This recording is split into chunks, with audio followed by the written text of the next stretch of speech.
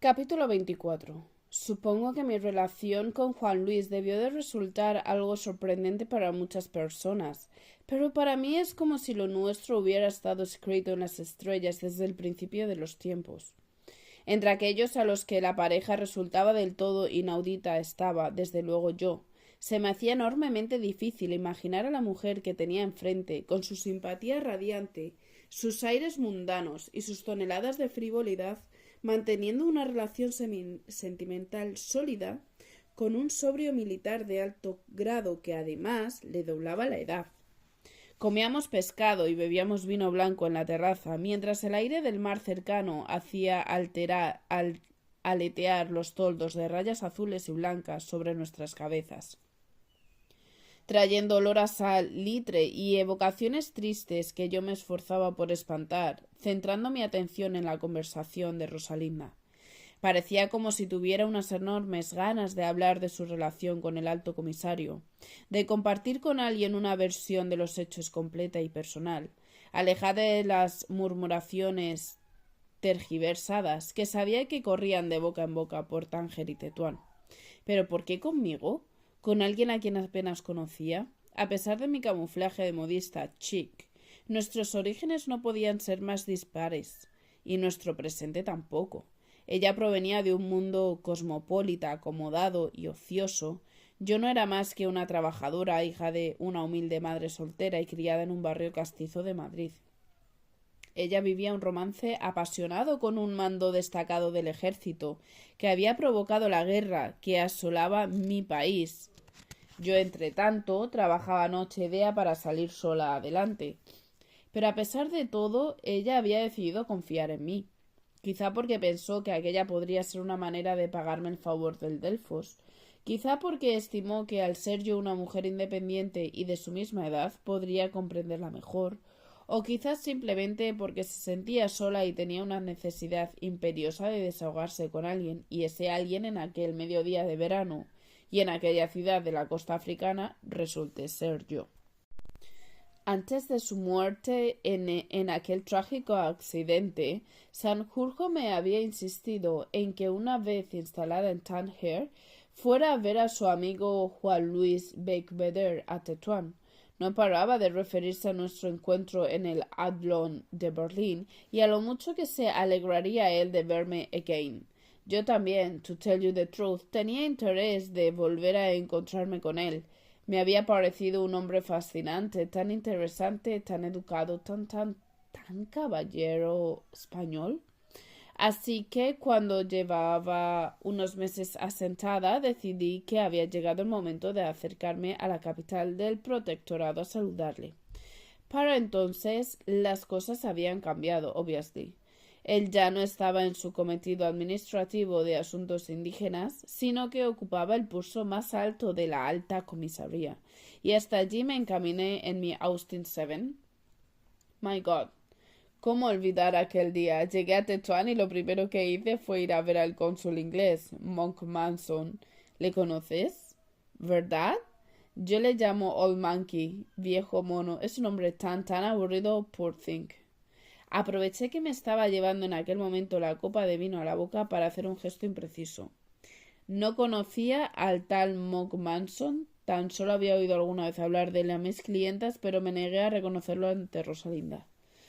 Cuando le dije que tenía intención de visitar a Beitbeder, el cónsul quedó tremendamente impactado. Como sabrás, a diferencia de los alemanes y los italianos, His Majesty Government, nuestro gobierno no tiene prácticamente contacto alguno con las autoridades españolas del bando nacional, porque solo sigue reconociendo como legítimo al régimen republicano. Así que Monk Manson pensó que mi visita a Juan Luis podría resultar muy conveniente para los intereses británicos. Antes del mediodía me dirigí a la alta comisaría en mi propio automóvil y, acompañada tan solo por Joker, mi perro, mostré en la entrada la carta de presentación que Sanjurjo me había entregado antes de morir, y alguien me condujo hasta el secretario personal de Juan Luis, atravesando pasillos llenos de militares y escupideras. Wow, very disgusting. ¡Qué asco! Inmediatamente Jiménez Mauro, su secretario, me llevó a su despacho. Teniendo en cuenta la guerra y su posición, imaginaba que encontraría al nuevo alto comisario vestido con un impotente uniforme lleno de medallas y condecoraciones, pero no. Todo lo contrario, al igual que aquella noche en Berlín, Juan Luis le llevaba un simple traje oscuro de calle que le ofrecía el aspecto de cualquier cosa excepto un militar rebelde. Le alegró enormemente mi visita, se mostró encantador. Charlamos y me invitó a comer, pero yo ya había aceptado la invitación previa de Monk Manson, así que quedamos para el día siguiente. Las mesas a nuestro alrededor se fueron poco a poco terminando de llenar. Rosalinda saludaba de vez en cuando a unos y otros con un simple gesto o una breve sonrisa, sin mostrar interés en interrumpir su narración sobre aquellos primeros encuentros con Beigbeder. Y también yo identifiqué algunos otros rostros, gente que había conocido de la mano de Ramiro y a la que preferí ignorar. Por eso seguíamos cada una concentrada en la otra, ella hablando y yo escuchando, las dos comiendo nuestro pescado, bebiendo vino frío y haciendo caso omiso al ruido del mundo. Llegué al día siguiente a la alta comisaría esperando encontrar algún tipo de comida cremoniosa, acorde con el entorno, una gran mesa, formidables camareros alrededor, pero Juan Luis había dispuesto que nos prepararan una simple mesa para dos juntos a una ventana abierta al jardín. Fue un lunch inolvidable, en el que él habló sin parar, sobre Marruecos, sobre su Marruecos feliz, como él lo llama, sobre su magia, sus secretos, su fascinante cultura. Tras el almuerzo decidió enseñarme los alrededores de Tetuán, so beautiful. Salimos en su coche oficial, imagina, seguidos por un séquito de motoristas y ayudantes, so embarrassing. Anyway, acabamos en la playa, sentados en la orilla mientras el resto paraba en la carretera. Can you believe it? Rió ella y reí yo. La situación descrita era realmente peculiar. La más alta personalidad del protectorado y una extranjera recién llegada que podría ser su hija, flirteando abiertamente al borde del mar, mientras la comitiva motorizada les observaba sin pudor desde la distancia. Y entonces él cogió dos piedras, una blanca y otra negra. Se llevó las manos a la espalda y volvió a sacarlas con los puños cerrados. Elige, dijo. ¿Elige qué? Pregunté. Elige una mano. Si en ella está la piedra negra, hoy vas a irte de mi vida y no voy a volver a verte más. Si la que sale es la blanca, entonces significa que el destino quiere que te quedes conmigo. Y salió la piedra blanca. Salió la piedra blanca, efectivamente, confirmó con una radiante sonrisa. Un par de días después mandó 2 coches a Tánger, un Chris Royal para transportar mis cosas y para mí el Dodge Roadster en el que hoy hemos venido, un regalo del director de la banca Hassan de Tetuán que Juan Luis ha decidido que sea para mí. No nos hemos separado desde entonces, excepto cuando sus obligaciones de imponen algún viaje. De momento yo estoy instalada con mi hijo Johnny en la casa del Paseo de las Palmeras, en una residencia grandiosa con un cuarto de baño digno de un marajá y el retrete como el trono de un monarca, pero cuyas paredes se caen a trozos y no tiene ni siquiera agua corriente. Juan Luis sigue residencia en la alta comisaría porque así lo exige el cargo. No nos planteamos vivir juntos, pero él, no obstante, ha decidido que tampoco tiene por qué ocultar su relación conmigo, aunque a veces puede exponerle a situaciones poco comprometidas. ¿Porque está casado? Sugerí. Hizo un mohín de despreocupación y se retiró un mechón del pelo en la cara. No. Eso no es lo realmente importante. También yo estoy casada.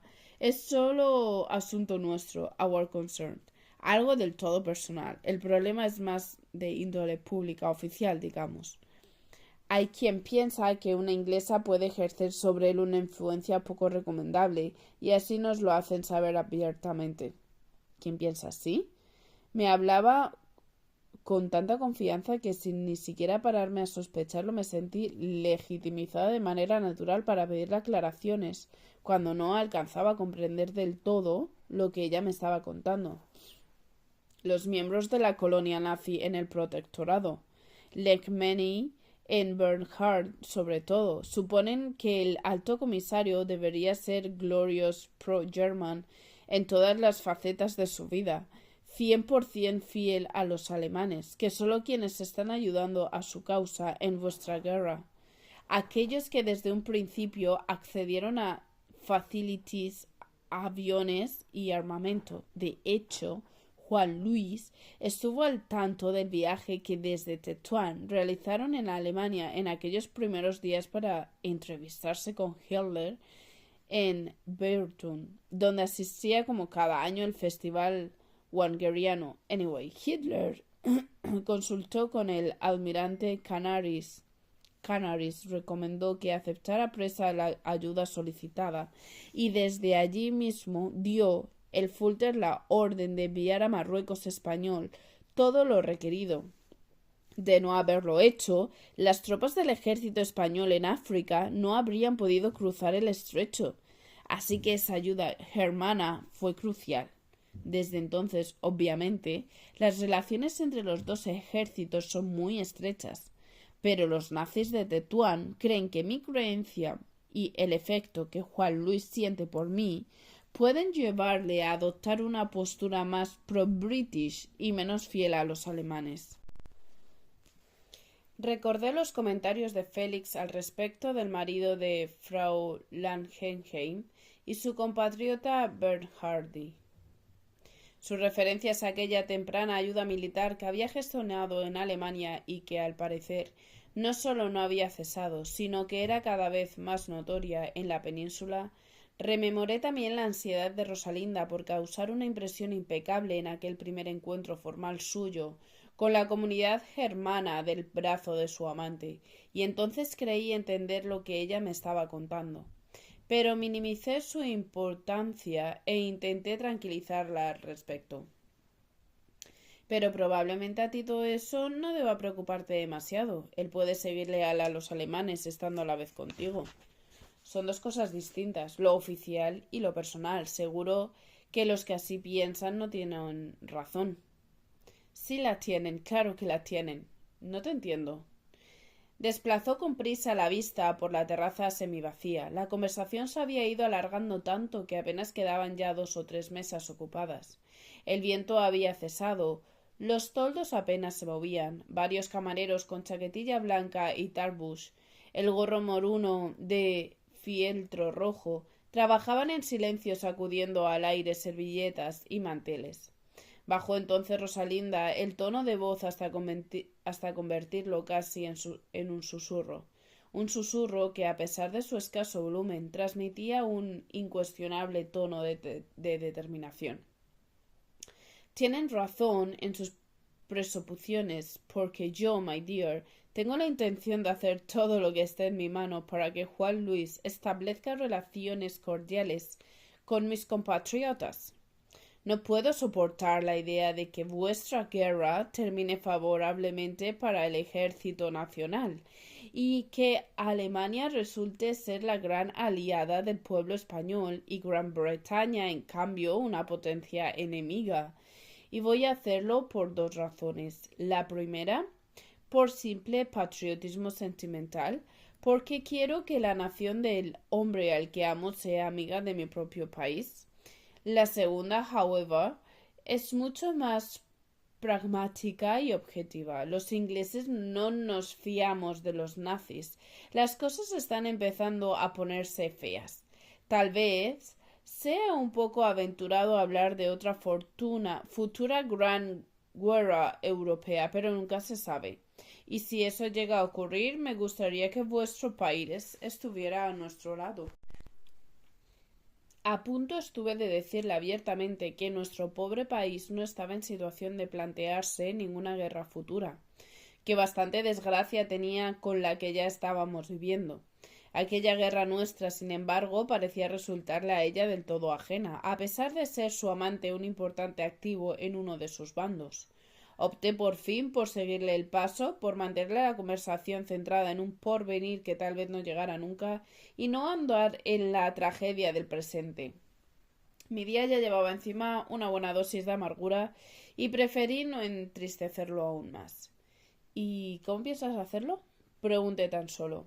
Well, no creas que tengo grandes contactos personales en Whitehall, not at all, dijo con una pequeña carcajada. Automáticamente hice un apunte mental para preguntar a Félix qué era Whitehall.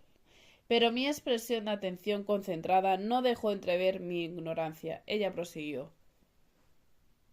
Pero ya sabes cómo funcionan estas cosas. Redes de conocidos, relaciones encadenadas. Así que he pensado intentarlo en principio con unos amigos que tengo aquí en Tánger, el coronel Hal Durant, el general Norman Beynon y su mujer Mary. Todos ellos con excelentes contactos con el Foreign Office. Ahora mismo están todos pasando una temporada en Londres, pero tengo previsto reunirme con ellos más adelante, presentarles a Juan Luis e intentar que hablen y congenien. ¿Y crees que él accederá? ¿Que te dejará intervenir así como así en sus asuntos oficiales?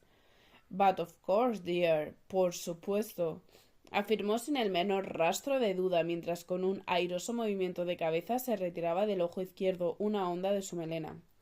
Juan Luis es un hombre tremendamente inteligente, conoce muy bien a los alemanes, ha convivido con muchos años y teme que el precio de España deba pagar a la larga por toda la ayuda que está recibiendo acabe siendo demasiado claro.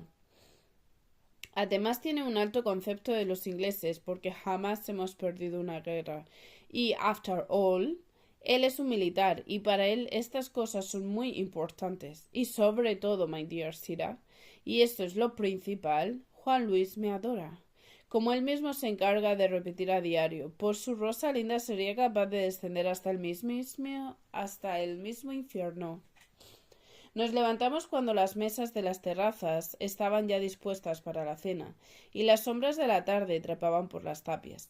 Rosalinda se empeñó en pagar la comida. Por fin he conseguido que mi marido me transfiera mi pensión. Déjame que te invite.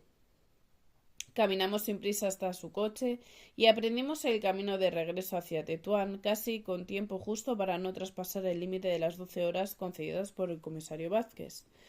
Pero no solo fue la dirección geográfica lo que invertimos en aquel viaje, sino también la trayectoria de nuestra comunicación. Si en el sentido de la ida y a lo largo del resto del día había sido Rosalinda quien monopolizó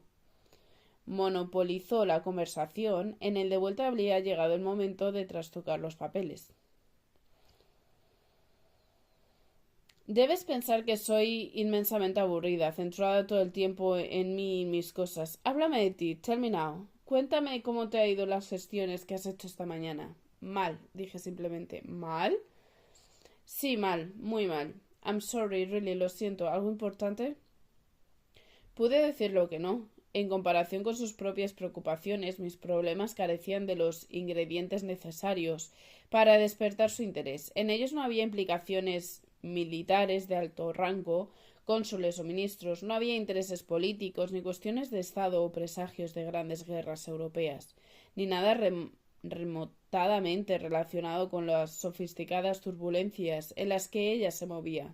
En el humilde territorio de mis preocupaciones solo tenían cabida un puñado de miserias cercanas que casi podían contarse con los dedos de una mano.